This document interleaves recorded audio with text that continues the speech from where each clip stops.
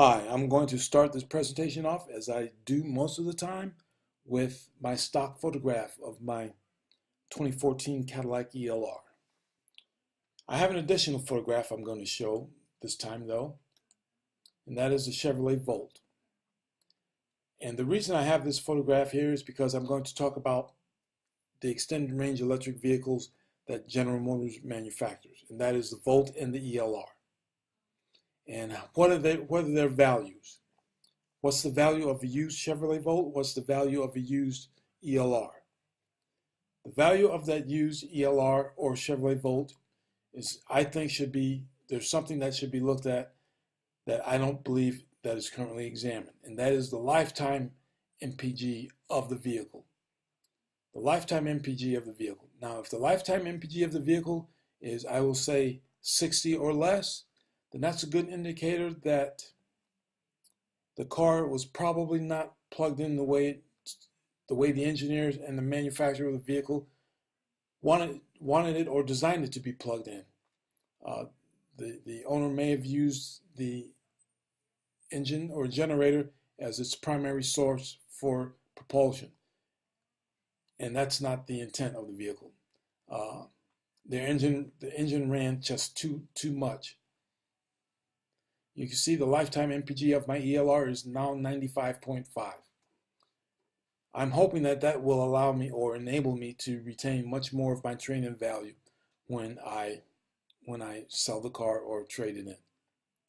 And there's a photograph of the Volt again, and now we're back to my ELR. And maybe I shouldn't have moved that, but I'll go back to my lifetime MPG because that is what I believe should be examined with these two specific vehicles when evaluating their value on the market. If you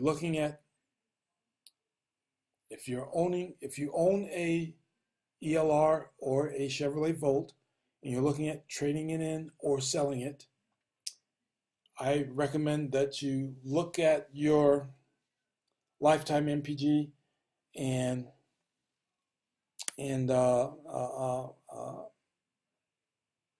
price your vehicle accordingly. You know what your specific car competes with, whether you're a Cadillac owner or a Chevy Volt owner. You know what your car competes with, the price range that you're dealing with. So you know possibly what, based on that and some other things, you'll know what you should or could be getting for your vehicle. On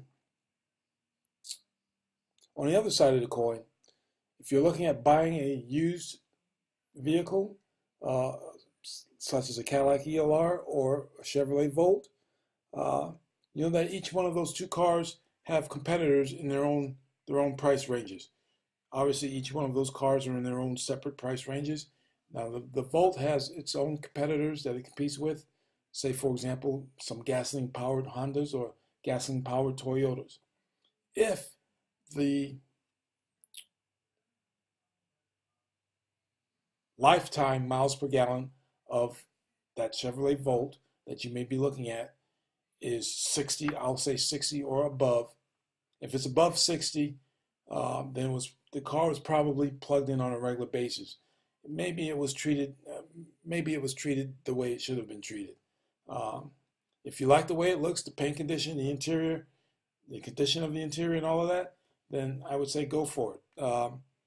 If the car has a lifetime MPG of less than 60, even if it costs a little less than the Toyota, the gasoline Toyota or gasoline Honda that you're looking at, I would steer away from that, because that's a good indication in my mind that the car was not plugged in the way it was supposed to be plugged in. The electricity is supposed to be the primary mode, the primary source of power or source of propulsion for the vehicle, not the gasoline engine. And the same thing holds true for the Cadillac ELR. I use the Volt as an example. The same thing holds true for the ELR. If you're looking at trading one in or selling it, then try to push to get a little more money from it. You know, I hope you'll consider what I'm saying. Try to get a little more money for your car when you trade it in or sell it. because the internal combustion engine is a very destructive but powerful process. The four-stroke engine hasn't really changed in the however many decades that it's been around. Sure, we now have computer-controlled cars, but you still have pistons going up and down. You still have timing belts. You still have little explosions going on inside the cylinders of the engine. And yeah, it's no longer carbureted. It's not fuel injected, but it's expending a lot of energy that's wasted.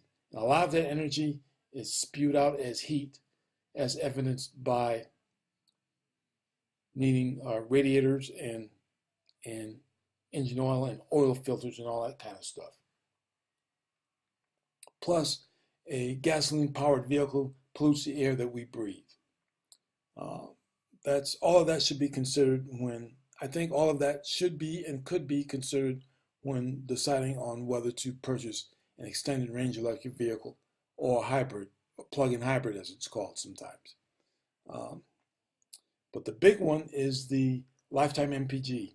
After all, what is needed in order for the motor to drive the wheels? You don't need pistons, you don't need oil, you don't need cooling fluid, you don't need oil filters, you don't need timing chains. All you need is electricity to be flowing through the windings of a motor. And that causes the induction and the transformer action to go to work. It creates a strong magnetic field that causes the motor to turn.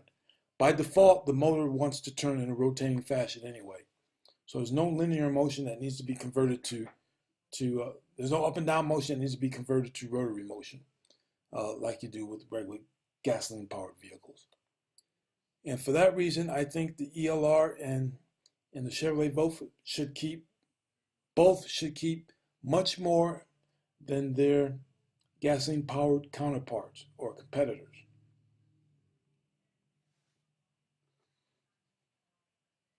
Hi, remember men, we have a tool to successfully fight and defeat prostate cancer without surgery.